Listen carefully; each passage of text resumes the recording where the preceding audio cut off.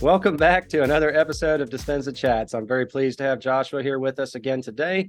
And we're going to try a little bit different format. You know, our first few episodes were more open-ended, conversational, candid. We're going to focus in on a specific topic of discussion today and see if that is more helpful, you know, for the audience to be able to watch in a limited amount of time. And we'll also try to split this up into parts also to assist with that. The conversation that we want to have today is about vibrational energy and where we may be at in our own personal selves as far as where our vibrational energy is, what may, you know, bring it down, what could elevate it, and how that helps us attract things in our life, both good and bad. And so before we jump right in, I would like to say, please assist us with liking and subscribing these videos because we are attempting to generate proceeds from this channel to assist other folks in learning about Dispensa's work. And as things grow and everything goes the way we'd like it to, we'd like to try to assist people in going to future Dispensa events. So we're really excited about that. Joshua, thank you for coming on to the Dispensa Chat. Yeah.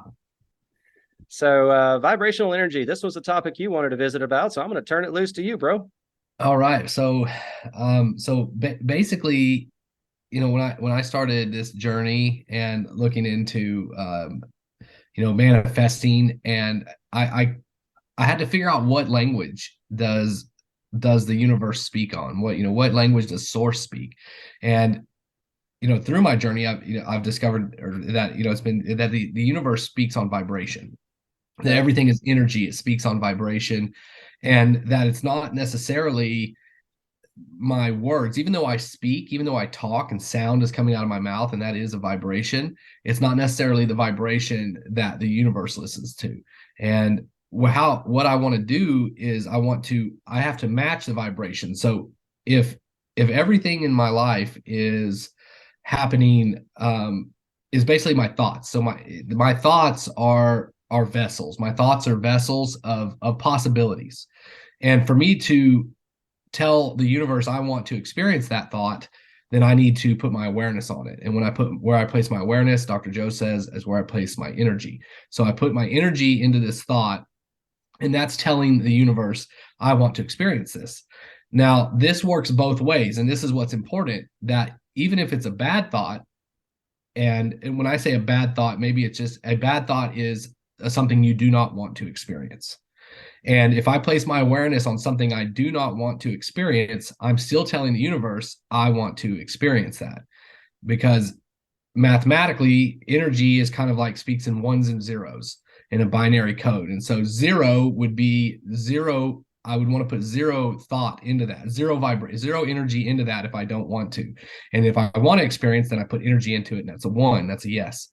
So let me jump in here because my wife and I were just talking yesterday about a story she read in a book where a man was told by some kind of, I don't know what you want to call it, like a soothsayer, a psychic, some kind of medium like that he was possessed or something, and a voodoo curse kind of deal.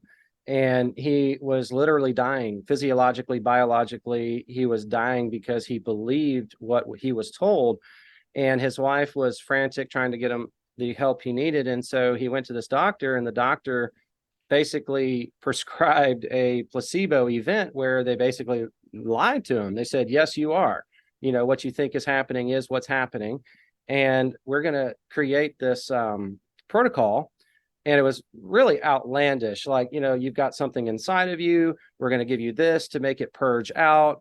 And when he was in the violent vomiting phase of this protocol, they threw out some kind of lizard or something in the bowl. And it was just, again, sounds outlandish. But as soon as that man saw that and he believed that, he started getting better.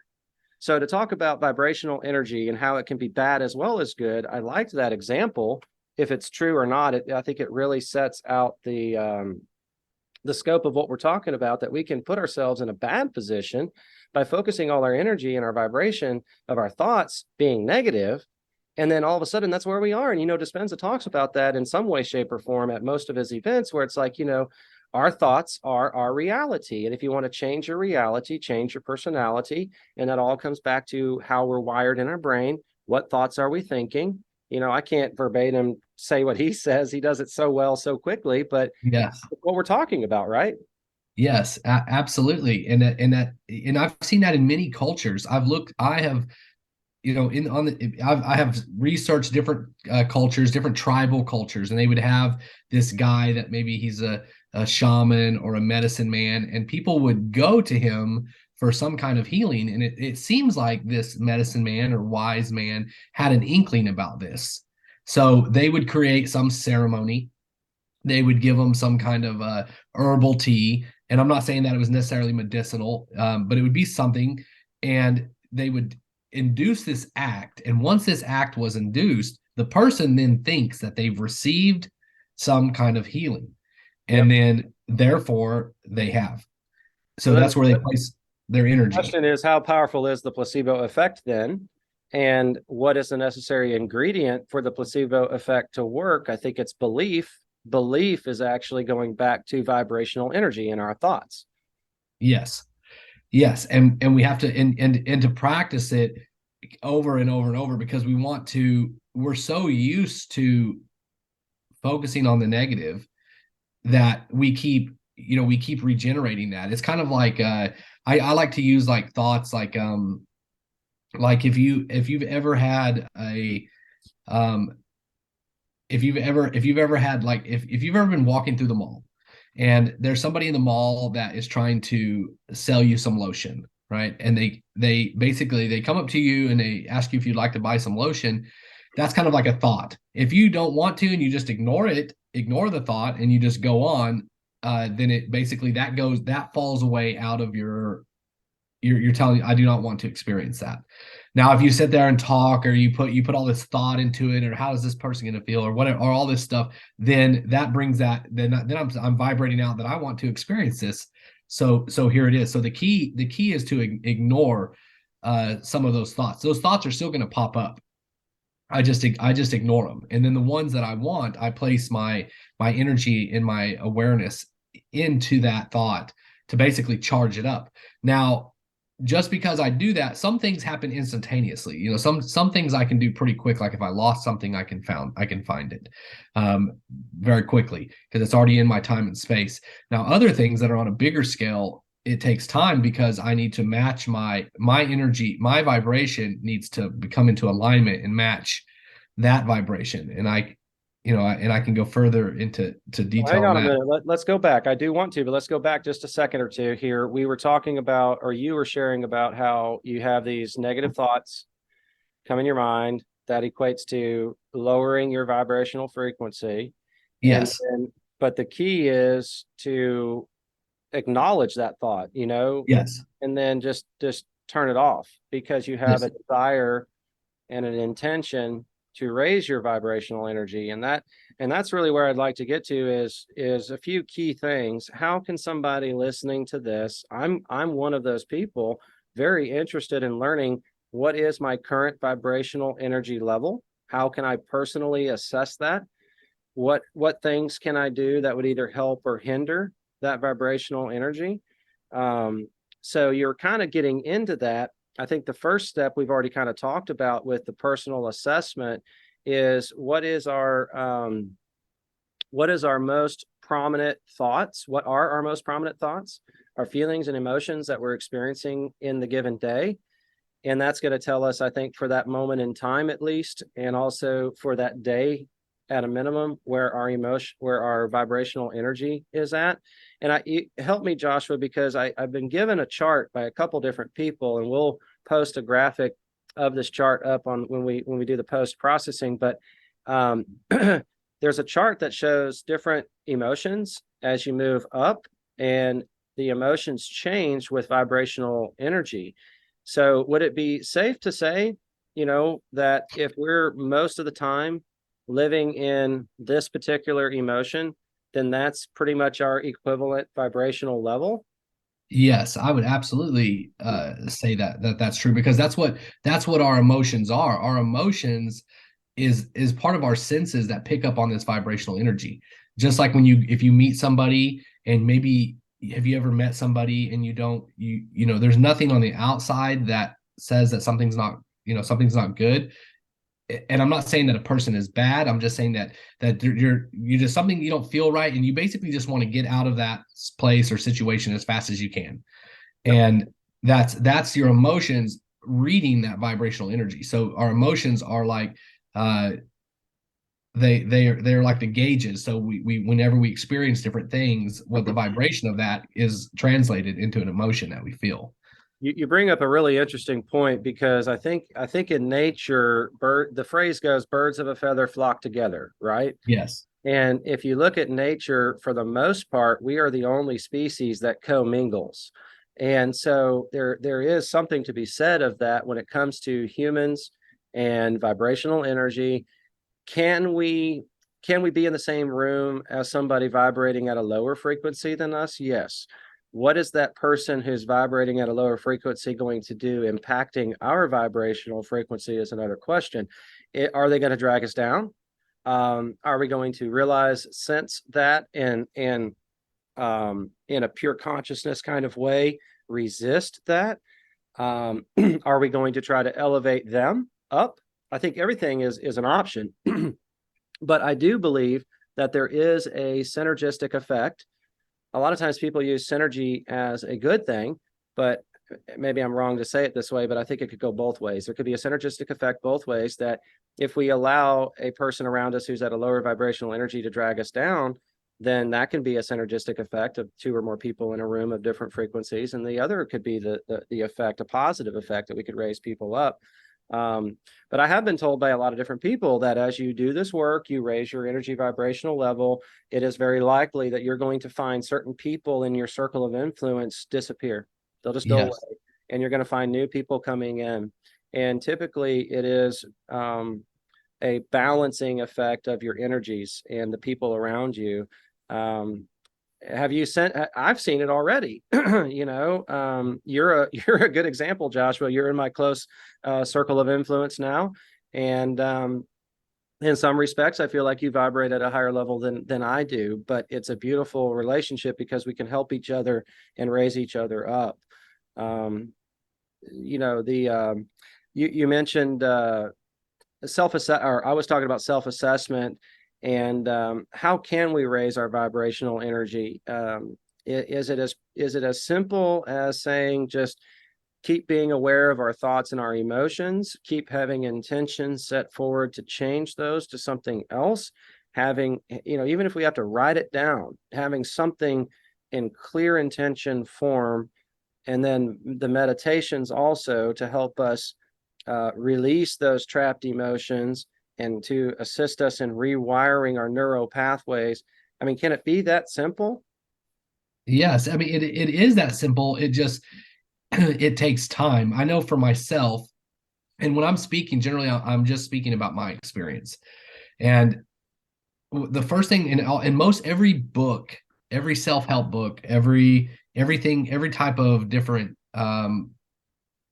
any spiritual teaching or anything like that, it has always turned, the first lesson is always, I've had to come to realize, is that I'm the problem. And that's very important because my brain even today likes to think, it likes to place the problem outside of me. And until I can get over that first hurdle, I'm saying that's the first hurdle every day. So even when I get up in the morning, I have to do a little ritual to where I reconfirm, and then what I'm talking about to get into this heart coherence is that I'm the problem, that I am everything I'm experiencing, everything that's happening is because of me. It's the moment that I turn it and try to say, well, it's this person's fault, or this person is not vibrating at the level, so they're keeping me down, or this thing happened, or this car cut me off. As long as I'm in that type of thought process of a negative, then I cannot get into coherence. So my first part of surrender is realizing I am the problem. And I don't mean like doom and gloom, like I'm just a bad person, but I am the problem for me, just as everybody else is their own problem for them. Can And I butt in here? It's realizing yes, it's realizing that you are the problem without the emotion attached, right? yes, yes. Yes, I'm the problem, because what else? If I'm the problem, then what else am I? I'm also the solution. Now, So forgive me for bringing up a private conversation topic, but I think it's really good for this video, and we both can have experience with this that we can share. But when you say you're the problem, when you have that realization, you mentioned a while ago when it comes to our spousal relationships, even just girlfriend boyfriend type relationships, but let's say it's a serious romantic type relationship. If we decide to exit that relationship um, because of issues in the relationship, it is highly likely that your next relationship is going to be very similar. And you were yes, you were postulating that it's because we were the problem to begin with, and we're just yes, going to attract another relationship that's going to have the same outcome. Tell me about that. I want our audience to hear. yes.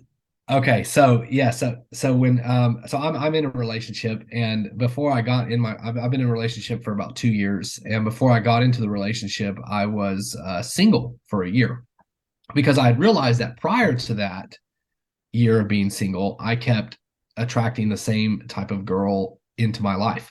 And it wasn't necessarily that the girl's bad, but it's just a self-reflection of me. So all the character defects that I struggle with, it keeps showing up in my life.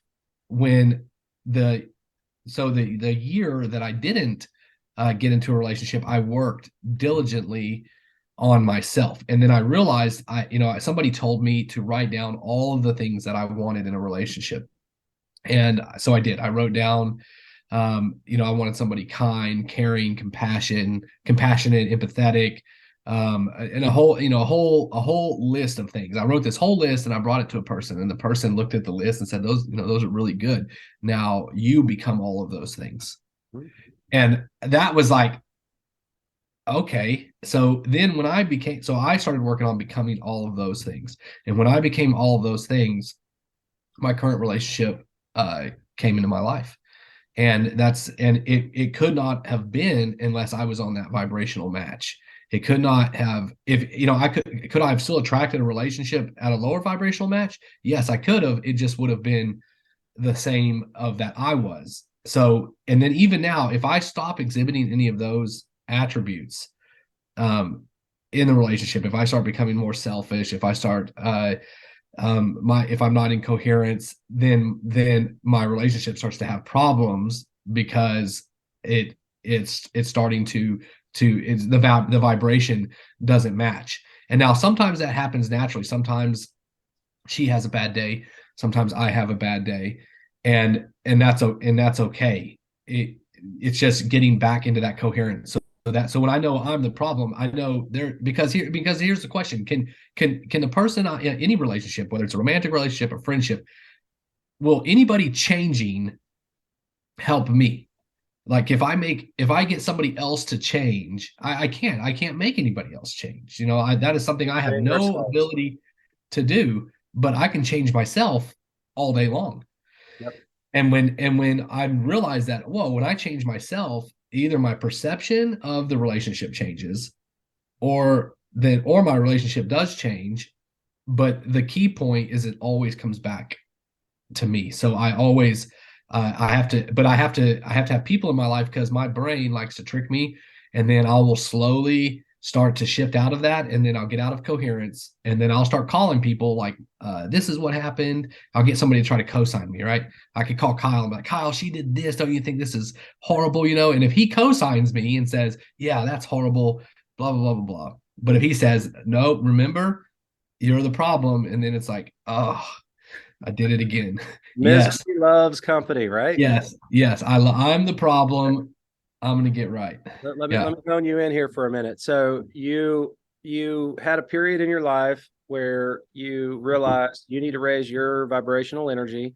Yes. Therefore, you're able to attract a much a different level energy vibrating partner in your life, right? And Yes. I think we can both say that that's a better relationship than what you probably would have garnered if you hadn't made those changes in your life, right? Oh, absolutely. Hands down. So now let me ask you this question. Is she practicing meditation work? Yes, she does. Are you seeing that um, either one of you is out of sync in a vibrational level as we grow and change in this work? Are you seeing that there's a disparity where one or the other is higher or lower? And how does that impact y'all's relationship? And how do you talk about that? Do you even talk about it together? We do talk about it together. It has one of the first keys I have to remember is that this is just specific to my relationship, that she has her own way, and she has her own path. She has her own connection to source, and so do I. And they may not look the same, because so she does do meditation. She has been to advanced advanced follow-up Dr. Joe meditations. She works with other girlfriends that she has, and yeah, she does do meditate, and we do meditation separately, and sometimes we do meditation together. And to your, directly to your question is, sometimes we do get out of sync. Sometimes I start vibrating at a higher level, and she said it before. She said sometimes that she's felt like she can't keep up. And then some days I'm low, and then I feel frustrated, and it has, all that has to stop, because it's not a competition, it's not a comparison, and it's not a competition. It has nothing to do with that. It's just the fact that we're able to kind of talk about it, and then what we try to do is we try to lift each other up. But if we can't, then it's kind of it's a topic I use is called detach with love. So basically, because one of you will drag each other down, so I'll just detach and just give it some time, and maybe she'll meditate, maybe I'll meditate, because I can get out of heart coherence in that process, and then we can kind of get into a like an entanglement. And In a when negative, that happens, do what? a negative type of entanglement. Yes, a negative type of entanglement, and then we can't differentiate who's who, and and we have to kind of separate and then come back together. So And I started. just learning, learning new ways to communicate, and new ways to I wouldn't have known how to do that in the past. So so your experience is you raised your energy vibrational level to attract your spouse. I'm reflecting on things that my wife has mentioned to me over the years. I've been married for over 18 years. Had a lot of ups and downs, as a lot of relationships do.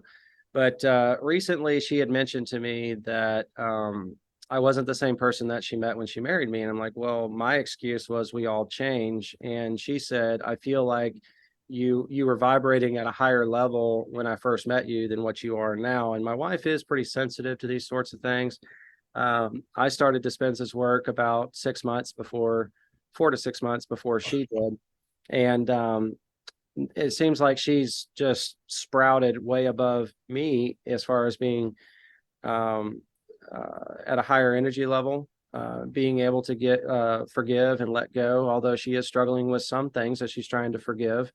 And I liked what you said about it not being a competition, because in my own household, I am a very competitive individual. Now, is that my new future self? Maybe not. I think if we're really vibrating at a high frequency of ultimate love, I don't think competition fits in that box. So maybe that's not going to be in my future self once I elevate my vibrational level.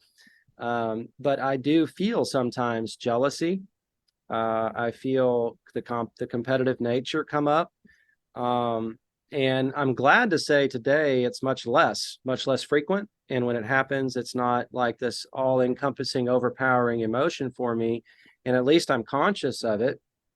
And I realize now that it's not effective at all to harbor those kind of feelings, because it will reduce your vibrational energy. It will, in my own personal experience anyway, it has reduced the effectiveness of my meditations. I don't feel like I get as much out of them. I have to work harder. So it's an interesting dynamic, because I think a lot of different viewers are going to have different situations. Either they're in a relationship today where they're the only practicing meditator, trying to awaken themselves, raise their energy vibration level, and their spouse or their other part of their relationship is not. You have your type of a situation, and you have mine. And so I like there's some examples of entanglement where people, and I think this gives hope for some of the situations out there. you had an experience where your mother came with you to Dallas. She's not a practicing meditator, stayed in the hotel during the whole week-long event, but yourself noticed big changes in her. I think you said other relatives were like, what happened while she was there, because she was completely different. My children came with us to Dallas. They're not practicing meditators, didn't go to the event itself, just stayed in the room, but they seem to have improvements. The other Dispenza chat with Aaron said he had some things come up with his mother and one of his sisters because he was thinking of them in the meditations, and they were having some Dispenza die-off effects in their body that were exactly the same as what he was going through. So I think there's just a lot of empirical evidence and also actual scientific evidence of entanglement, and how even if we raise our vibrational level and those around us are not, they will be benefited in some way, shape, or form by us just keeping our level high. What say you to that, Bo? Yes, yes, I absolutely agree, and because I also believe that it works both directions, right? Like you can things certain environments can bring you down. Um, if all is bad, all is not good, and then certain environments can also bring you up. So I think that it absolutely is true, and I saw it happen in my mom. That was kind of my experiment. Dr. Joe talks about what's your experiment, and that's part of me maintaining this coherence and staying in this work is I keep experimenting. And that was one of my experiments was, okay, I'm gonna bring my mom. I'm gonna just let her. She doesn't know anything about. I mean, I've talked to her like a little bit about meditation, but it's such a broad topic that I don't. Somebody that's not very interested, it's hard to really kind of dive off into it. But I just told her it's helping me a lot, and come on. So she came, and I didn't even know she had a rash like across, like underneath here. And I didn't even know she had this rash, but I came in one day after, I think it was like day 3 or 4, and like I think we'd already done one coherence healing. And when I came, as soon as we got done with the coherence healing, we got released for the day.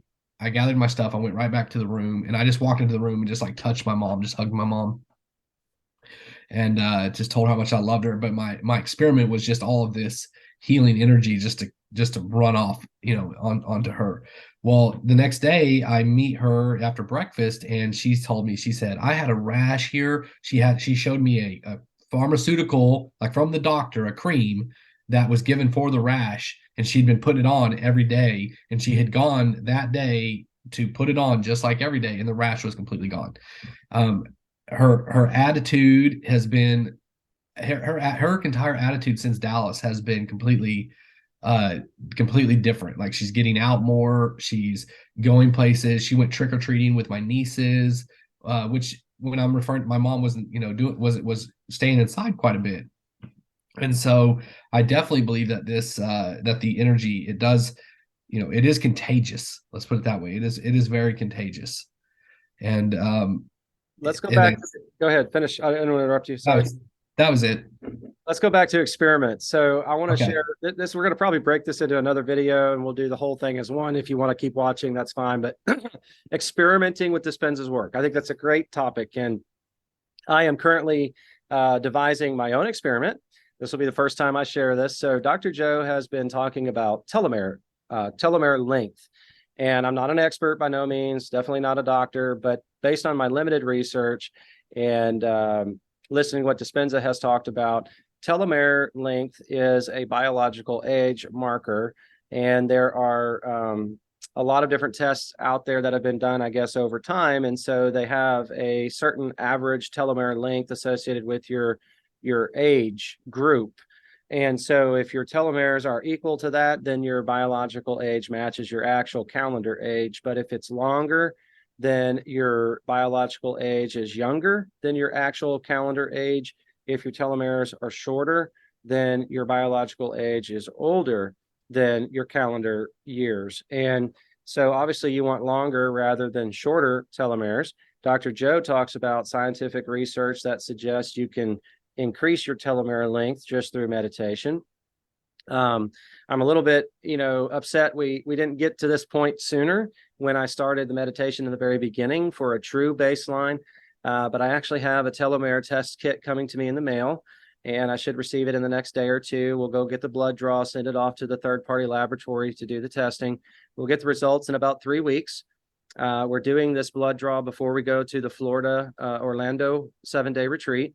My goal is to get a baseline pre and a test result post event. And I want to see, first of all, I want to see where I'm at currently today, of course, and if I'm average or not, and then see if we have any change just from attending a 7-day retreat.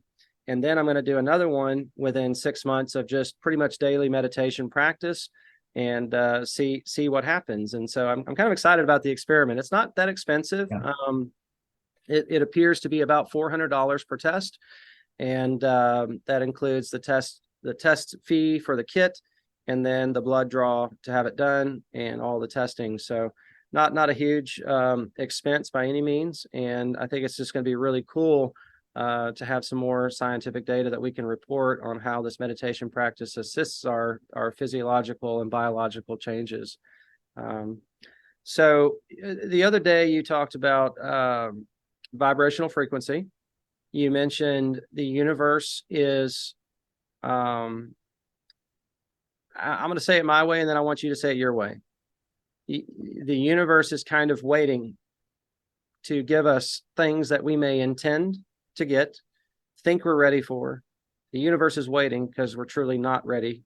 It has a lot to do with vibrational energy. It has a lot to do with experiences in our life. I talked about patience and impatience.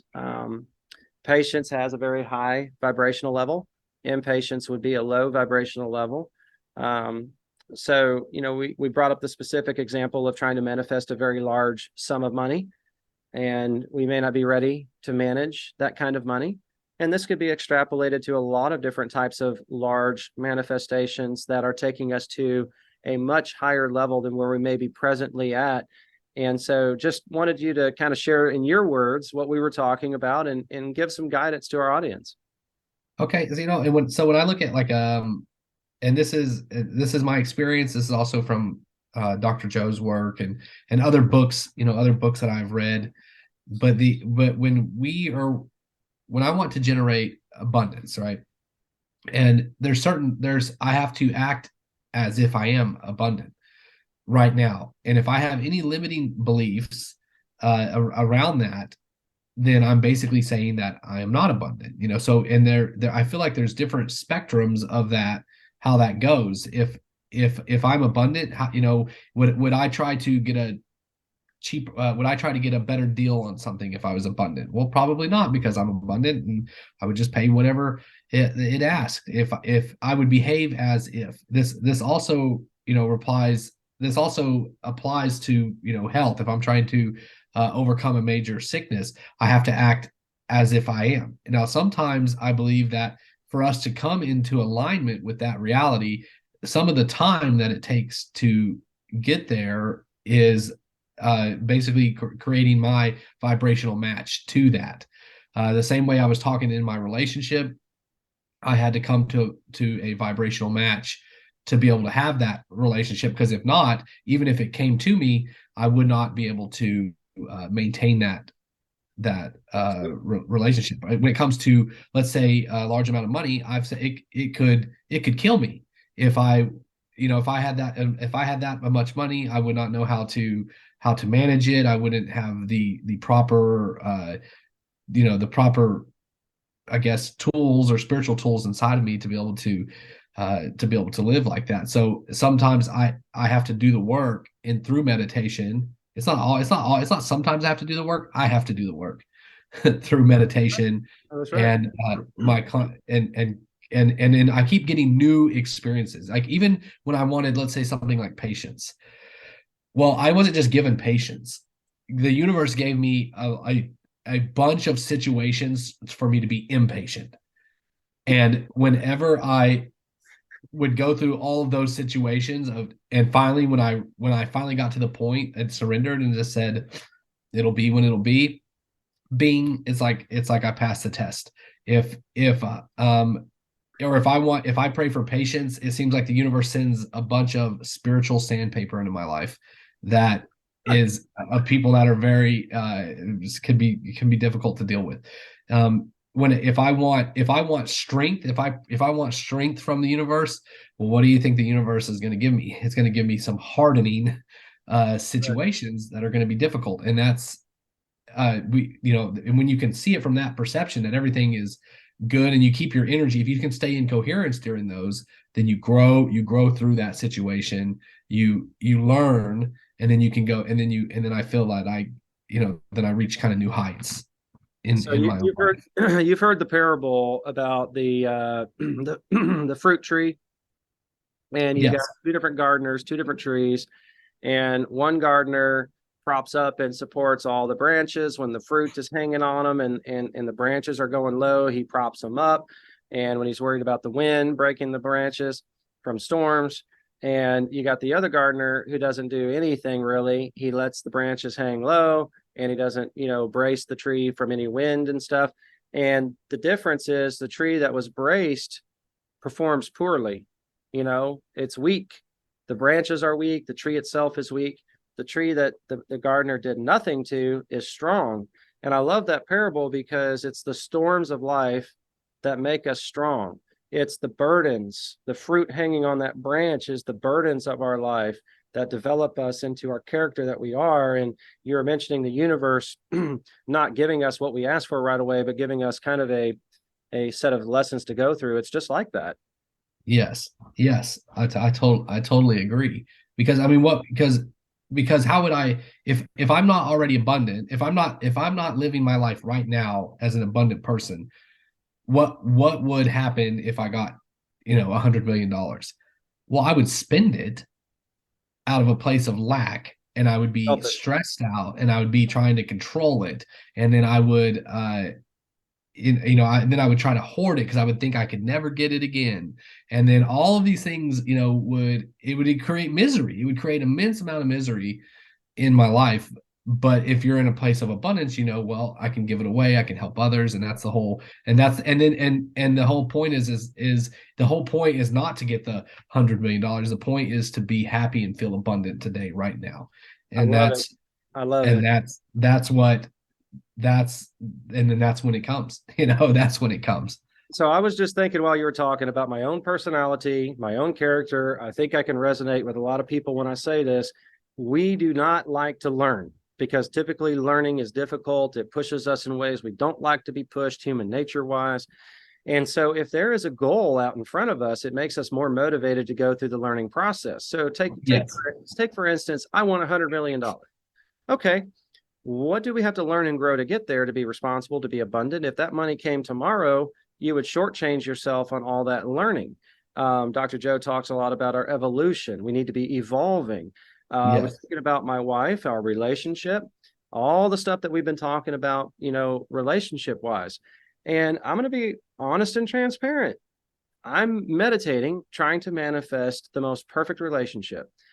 And if that happened tomorrow, which is what I would love, um, I feel like I wouldn't learn. I feel like there's still a lot of stuff. I'm finally starting to awaken to things like you were mentioning. I am the problem. Okay, well, if I'm the problem, where am I the problem? How do I change to be the solution? And so if tomorrow the universe gave me my intentions, my manifestation, there would probably be a part of me that says, screw it, I don't need to do this anymore, and just kind of revert back into my old ways. So I love that. Let me also go to something you said a few minutes ago about health, people manifesting health. It popped in my head what's been said on testimonials. It's been said at Dr. Joe events. My wife has even mentioned it, that it's not manifesting healing that gets the person healed. It's just when they feel whole and they're basically doing the meditation work to make themselves feel whole, I guess is how I'm trying to say it. And I want to try to talk about that and extrapolate out of that because we know this to be true from a lot of different testimonials. So how can we unpack that to be able to take the elements and apply it to other things in our life? The Again, I think it goes back I think it goes back to once the first time you discover wholeness, or the first time that you feel it, then it be kind of it creates, like, for me, it creates this love affair with wanting, okay, I want to try this here. I want to try this in this aspect. I want to try this in this aspect. It goes to that experimentation uh level. And even I've been sick the past couple days, and that's something that I've thought about, even in that, because I would do like a meditation. I didn't feel well, and then I had to think, well, how would I feel if I was 100%? Well, I would feel whole. Well, how can I feel wholeness right now? Well, because I wanted to stay in my room, and I wanted to everybody to leave me alone. I just wanted to be sick. But I was like, no, I need to go outside. I need to get a cup of coffee. I need to take a shower. I mean, how does a well person behave? Well, this is what they would do. They would take a shower, they'd go sit outside, get some sun. I'm not saying that I need to go to the grocery store and get everybody sick, but I could do some things around my house where I live, to act as if. And then today I wake up and I'm probably about 90% back. I still got maybe about 10%, but just experimenting in that. And then, and discovering that, going back to that wholeness. The same way with it's constant practicing of that, experimenting in different things, experimenting with everybody has situations in their life. Everybody has things that they would like to see differently, or they may experience one thing, they want to experience something new. To experience that, I need to take a look at that and see. And sometimes I need to work with other people because I can't see it. Like, you made a very, like, what do I need to change? How do I become the solution? Sometimes it helps me to get a different perspective, because I can't see it from behind my own eyes, to what different things that I can Mm-hmm. try to make changes. I hope that answered that. I think I was all over the place. No, it was good. I was thinking too, that these people who are coming to the events for healing, or they're practicing at home to try to find specific healing, oftentimes that's met with disappointment, and they have to push through that. And then when they finally, reach that singularity moment, if you will, where they realize there's so much more to the universe, love is all I really need. They find wholeness and forgiveness, and can start living in a world where they perceive all is really good. And from that position of love, they don't harbor hate, they don't press judgment against others, and they don't look upon their life as a victim. That's when the healing happens. And so I Yes. was thinking about, manifesting a large sum of money. Most of the time, it's out of a state of want. And you can try as hard as you can. But until you can really say, you know what, I really don't care, love is really all I need, I think that's when those types of manifestations will happen. Taking it back closer to home for me. Um, I can't tell you today that I'm at this point, but it just kind of came to me during this Dispenza chat. What if I had a all-encompassing thought and feeling that I am whole in my relationship, regardless if I'm getting the things that I want from my spouse. Um, I'm still whole. I am not the victim here. And No. it's okay, right? Like, I'm trying to really articulate that, because again, I don't feel like I harbor that yet in my heart. I want it to be there, because I just postulate here that maybe if I could do that, that boom, it happens. Yes. Um, and it's so bizarre to try to understand. But again, let's take it back to the vibrational energy. If you truly feel whole and you feel that all-encompassing love, you're pretty much at the top of that vibrational frequency chart. Yes. And you know what else I've discovered when I'm there is when I'm having fun. Yeah. If when I was a kid and I was having fun, just playing with my friends, it didn't matter. Time and space stopped, right? We were just having fun, whatever we were doing. Even when I'm at a Joe Dispenza retreat, if I'm thinking in my head, oh, I've got to go down there and do a 5-hour pineal gland. Oh my gosh. right? But when I go down there and I'm like, oh, I'm pumped, right? Like I get up at 3:30 in the morning. I'm earlier. I'm delirious. I shut off my, my body that's like, let's go back to sleep. I go down there. And then I just start having so much fun, just doing it. Then boom, that's when it happens. Even the same, even just being sick the other day. Once I decided I didn't have to be miserable and started having fun with what I did have, boom. That's that level of coherence that I found even in my relationship. When I want this outcome in my relationship and I'm taking it really serious and I'm trying to maneuver my girlfriend to do what I want her to do, we just creates problems. But then if I'm like, let's just go, literally, let's go, I bought this kite, let's go fly it, let's go have fun. Um, let's go get a Subway sandwich, go on a picnic, let's and I schedule, I carve out this time to go do that and I just have fun. Guess what else? Everything else just comes in to alignment. And so I think that fun, that childlike funness has something to do with coherence. I don't know exactly scientifically, but I noticed that I have a much different experience because regardless at the end of it, if somebody's like, well, did it work? Did you have a mystical experience? Excuse me, I could say, I don't know, but I had a lot of fun. I'm having a hell of a lot of fun. And that to me, then it doesn't really matter. And then that's when it happens. No, that's awesome. Um, so what new things are you working on right now? There was something else on my mind, but I want you to keep talking so I can think about it. Well, I just had this. I was just sick these past few days, so I'm even trying to take that and say, okay, what do I need to learn in this being sick? I'm still growing in my relationship. I'm still growing with different things that are occurring there. I'm continuing meditation. I'm continuing reading and seeking and other things. Also, making these videos. I like talking to guys about this stuff. I like collaborating.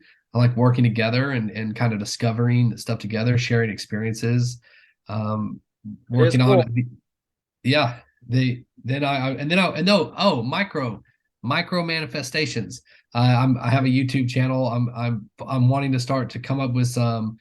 It's really hard, I believe, to talk to people about macro manifestations as far as like, loads of money in a jet. But how do I start small? How can I apply micro manifestations into everyday life? That would be the building blocks to this bigger energy move that we're talking about. So I'm trying to come up Let's with some say ideas. let's segue micro manifestations with this vibrational conversation, because I think as we step ourselves up, we become more aware of where we presently are.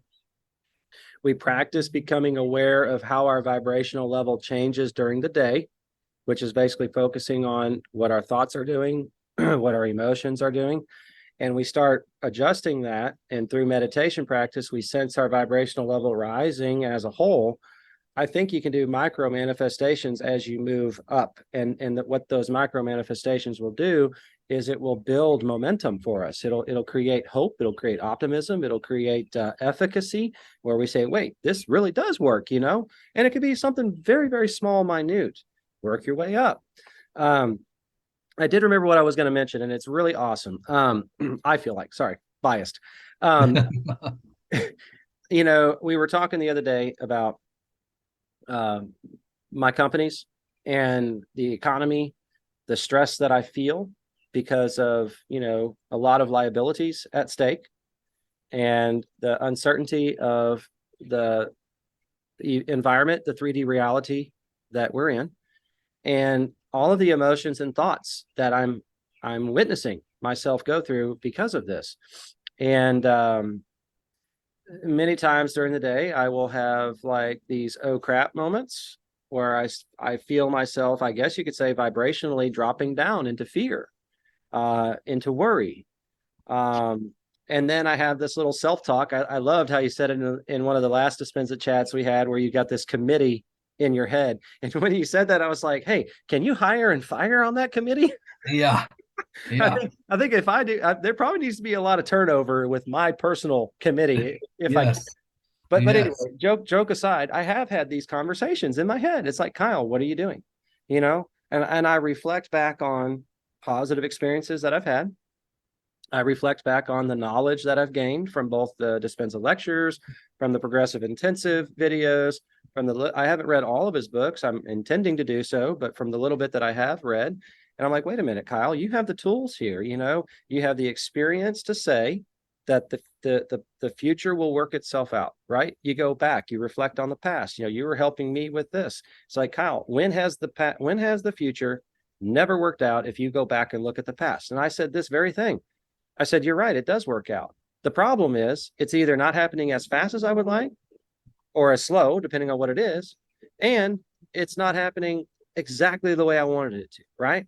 So I came to that realization. I'm like, well, relinquish, if I relinquish a set of outcomes, which that's difficult. That's very difficult because in this 3D reality we live in, we have goals, we have ambitions. There's the almighty dollar, you know, that I've got to make profit on this job, whatever. But if we relinquish those outcomes, and then we also relinquish the timeline with which it has to happen in, to me personally, that has helped get to more of a place of wholeness where I'm not worrying, I'm not scared about the future. And this is going to be kind of out there, even for me. I mean, I'm still struggling with this because in a business world, if I were to go tell anyone else this, they'd be like, Kyle, you're a bad business person. You know, you're not micromanaging your business where you need to be micromanaging it. But it's really just a pure trust in the unknown, and it will work out.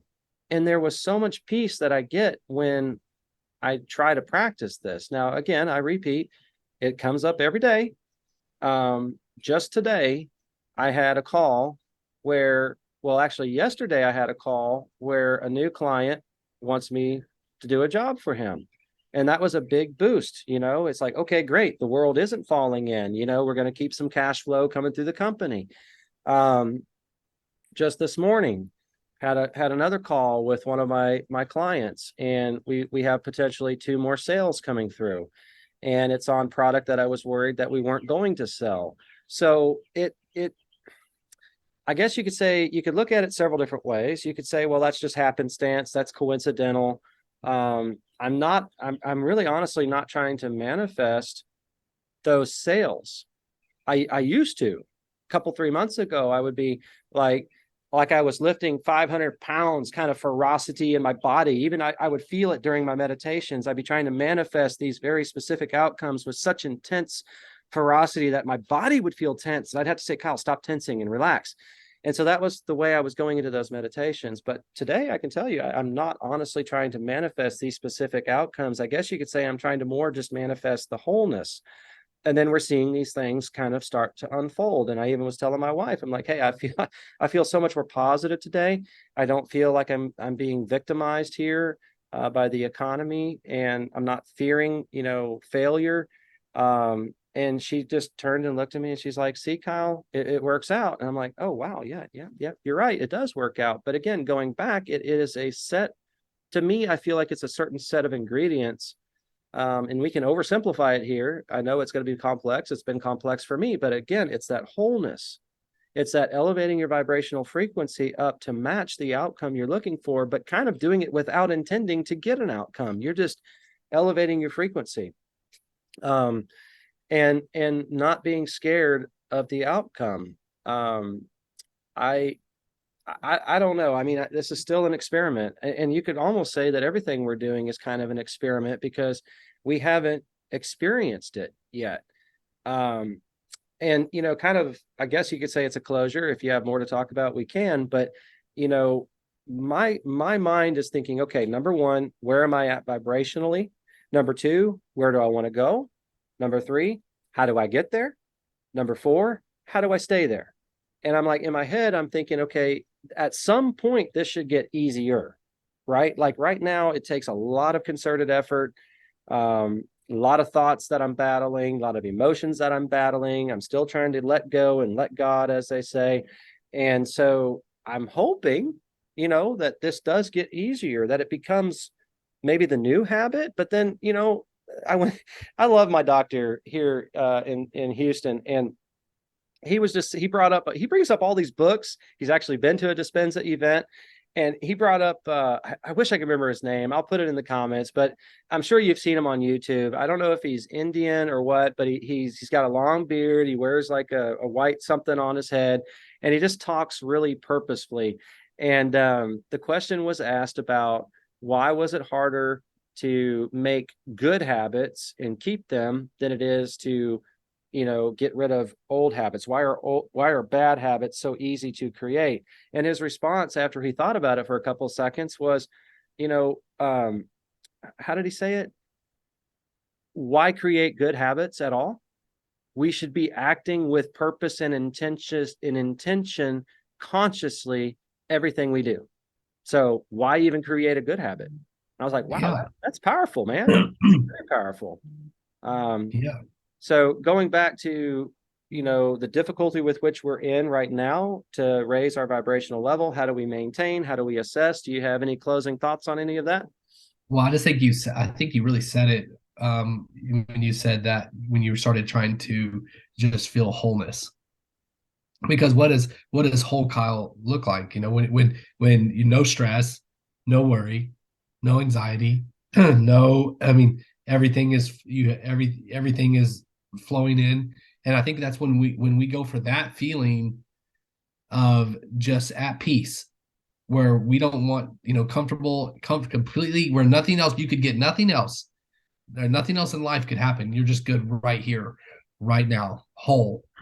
Then I think when I start just going for that, then everything else starts to line up vibrationally, because I think that's ultimately what we want. I think that's ultimately what most people want. They want peace of mind.